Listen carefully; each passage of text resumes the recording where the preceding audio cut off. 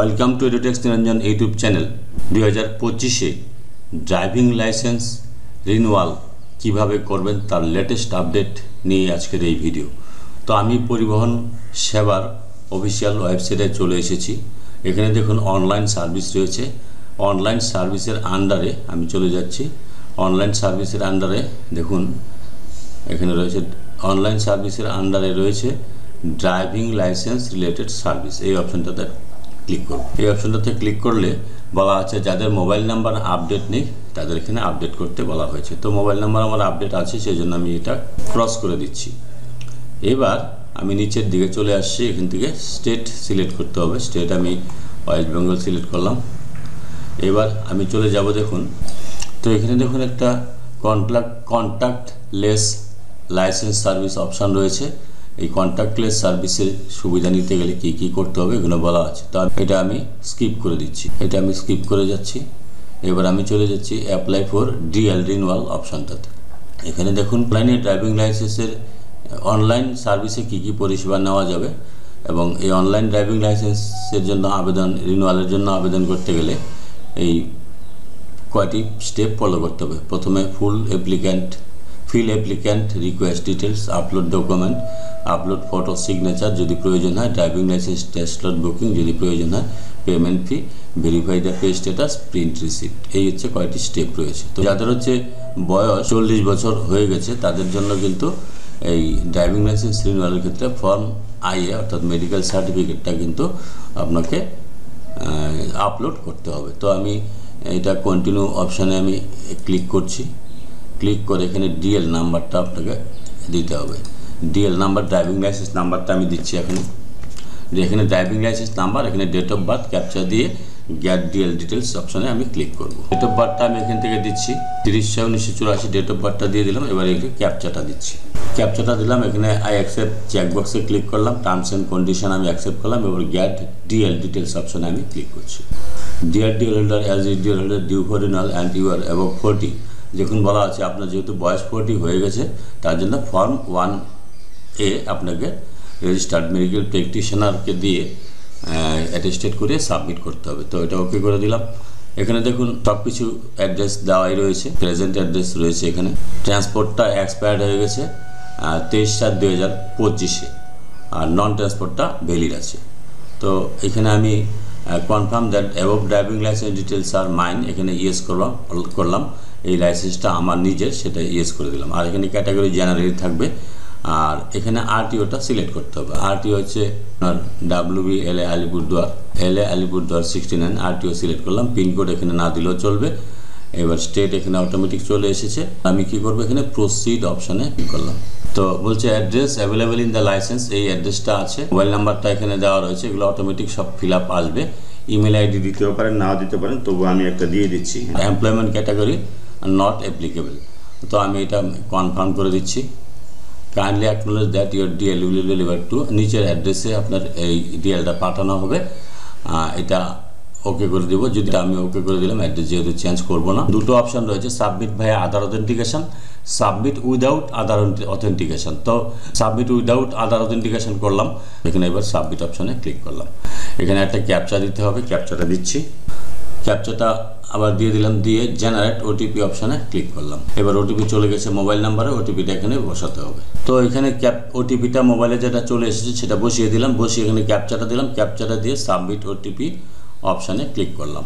এবার দেখুন হয়ে গেছে। এবার আমি কি করব, সিলেক্ট দ্য ডিএল সার্ভিস। এখানে আমি কি সার্ভিস নেব, রিনিউয়াল অফ ডিএল। এখানে কিন্তু অটোমেটিক দেখুন চেকবক্সে ক্লিক করা রয়েছে। যদি আপনি চেঞ্জ অ্যাড্রেস করতে চান তাহলে change of address in DL করবেন, এডিশনাল এন্ডোর্সমেন্ট করতে চাইলে করবেন। তো আমি চেঞ্জ অফ অ্যাড্রেস করবো না, তার জন্য আমি প্রথম অপশানটা, দ্বিতীয় অপশানটা রিনিউয়াল অফ ডিএল অপশানটাতেই ক্লিক করবো। এবার প্রসিড অপশানে ক্লিক করলাম। প্রসিড অপশানে ক্লিক করার পর এখানে দেখুন নাম ইত্যাদি সব চলে আসবে।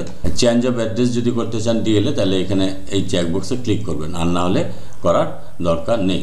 যদি অ্যাড্রেস চেঞ্জ করতে চান তাহলে এই অপশানটাতে ক্লিক করবেন, আর অ্যাড্রেস চেঞ্জ না করতে হলে আপনার এখানে কিছু করার দরকার নেই। তো এখানে click here for self declaration form, self declaration ফর্মটার জন্য এখানে ক্লিক করতে হবে।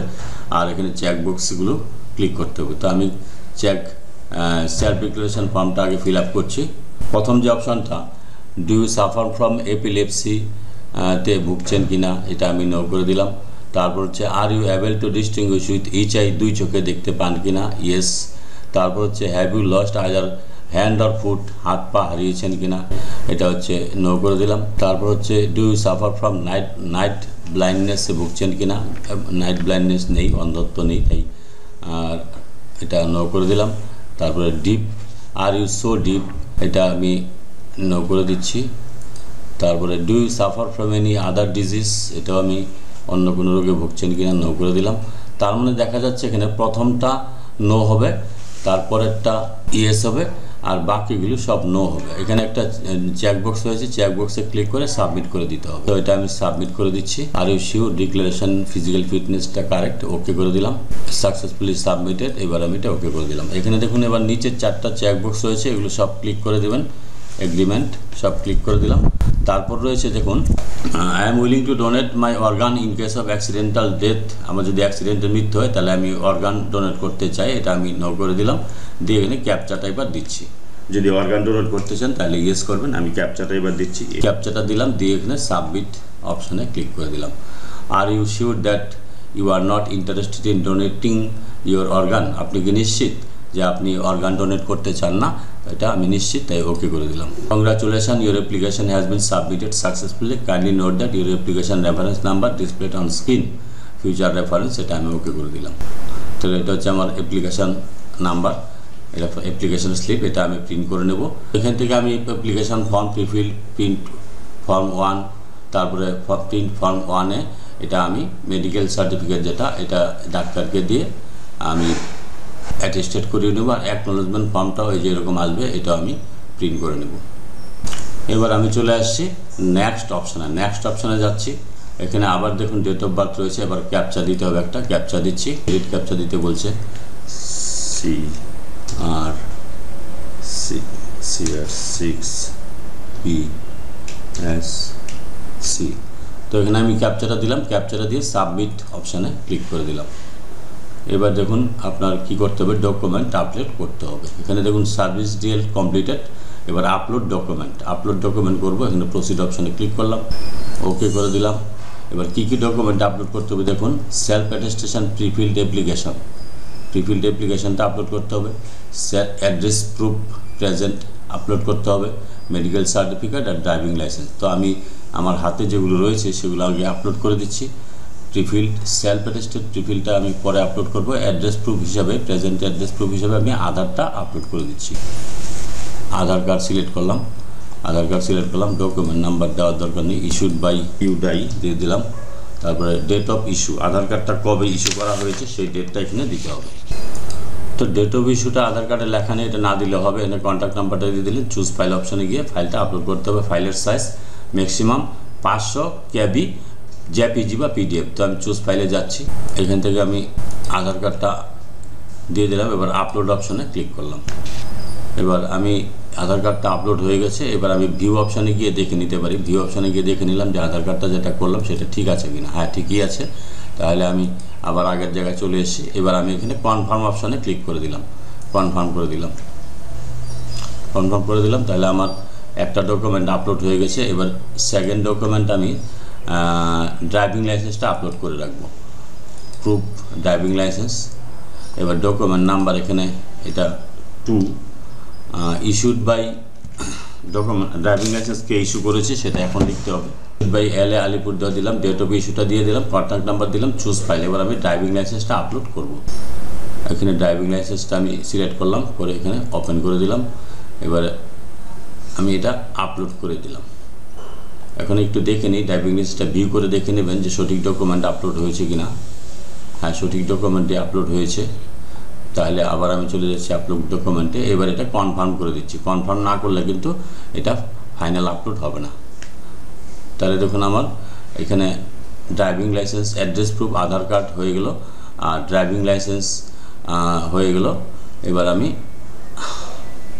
আরেকটা ডকুমেন্ট আপলোড করতে পারো, দুটো সেলফ অ্যাটেস্টেড প্রিফিল্ড অ্যাপ্লিকেশান আর মেডিকেল সার্টিফিকেট, এই দুটো আপলোড করে তারপর আমি নেক্সট অপশানে ক্লিক করব। অ্যাড্রেস প্রুফ এবং ড্রাইভিং লাইসেন্স আপলোড করেছিলাম, দুটি রয়েছে। সেলফ অ্যাটেস্টেড প্রিফিল্ড অ্যাপ্লিকেশন, এটা আমি আপলোড করব, আর হচ্ছে মেডিকেল সার্টিফিকেট আপলোড করব। তো self attested prefilled application select করলাম। ডকুমেন্ট নাম্বার হবে এটা 3, issued by LA Alipurduar. Date of issue 26/7, যে ডেটে আপনি অ্যাপ্লাই করেছিলেন। এবার চুজ ফাইলে গিয়ে সেলফ অ্যাটেস্টেড যে প্রিফিল্ড অ্যাপ্লিকেশানটা আপলোড করতে হবে। তো আমি চলে যাচ্ছি যেখানে সেভ করা ছিল সেখানে। এবার হচ্ছে এই যে অ্যাপ্লিকেশান, প্রিফিল্ড অ্যাপ্লিকেশান, এই অ্যাপ্লিকেশানটা এখানে আমি ওপেন করে দিলাম। এবার অ্যাপ্লিকেশানটা আপলোড করতে হবে। এবার আপলোড অপশানে ক্লিক করলাম।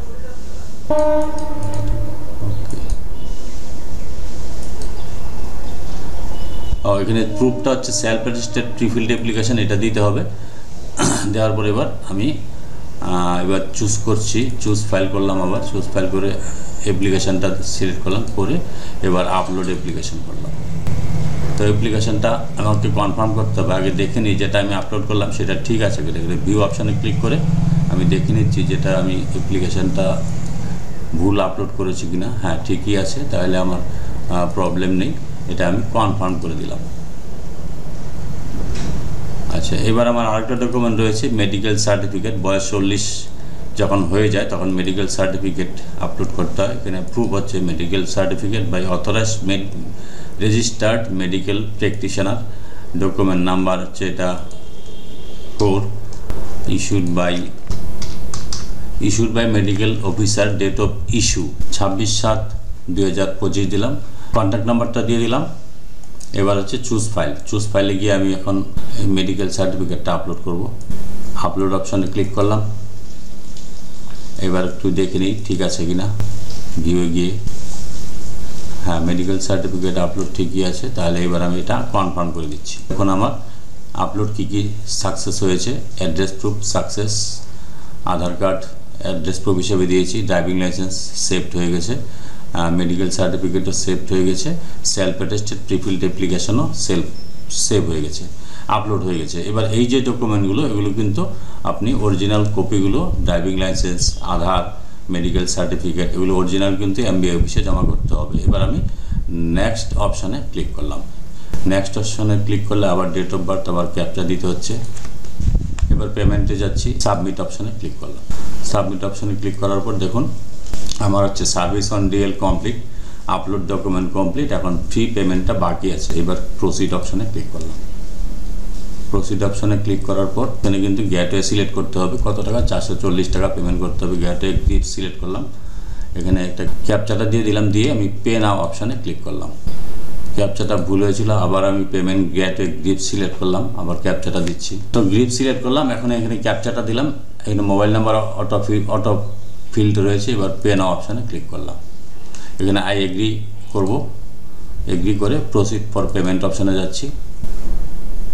তো পেমেন্টটা দেখুন আমি চেষ্টা করেছিলাম করার জন্য, কিন্তু পেন্ডিং রয়েছে। 25 মিনিট পরে আবার ট্রাই করতে হবে, অথবা আপনারা পেমেন্টটা কিন্তু এমবিআই অফিসে গিয়েও করতে পারেন। তো আমি এমবিআই অফিসে গিয়েই পেমেন্টটা করব, যেহেতু এখন হচ্ছে না, আমার খুব আর্জেন্ট, সেই জন্য আমি এমবিআই অফিসে গিয়ে পেমেন্ট করব। এবং এই সমস্ত ডকুমেন্টগুলো যেগুলো আমি আপলোড করেছি সমস্ত ডকুমেন্ট নিয়ে ভেরিফাই করে দেব। তারপর নন টেকনিক্যালে যেতে হবে, সেখানে ভেরিফাই করবে, তারপর আপনার কিন্তু সমস্ত কাজ হয়ে যাবে এবং বাড়িতে আপনার বাই পোস্টে চলে আসবে। এই ভিডিওটি ভালো লাগে please like, share and subscribe this channel to get notification off the next update. Thanks for watching this video.